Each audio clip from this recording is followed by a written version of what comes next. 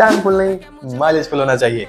तो 1 लाख के अंदर ये 3 बाइक्स जो इंडियन मार्केट में फुल पैसा वसूल है। सबसे पहले आती है टीवीएस की रेडर, 75 kmpl का जबरदस्त माइलेज और लुक्स भी एकदम स्पोर्टी। अगली है बजाज की प्लेटिना 110, 75 kmpl का माइलेज और कंफर्ट का तो जवाब नहीं, सिटी राइड्स के लिए एकदम परफेक्ट। और आखिरी में सबकी फेवरेट और एक लेजेंडरी बाइक, जी हाँ, हीरो स्प्लेंडर प्लस 80 kmpl। सही सुना आपने, 80, माइलेज का असली किंग। तो अब बात करते हैं एक बोनस बाइक की जो आपकी पेट्रोल की टेंशन को बिल्कुल ही खत्म कर सकती है। जी हाँ, बजाज की फ्रीडम 125 CNG जो वर्ल्ड की पहली CNG बाइक है।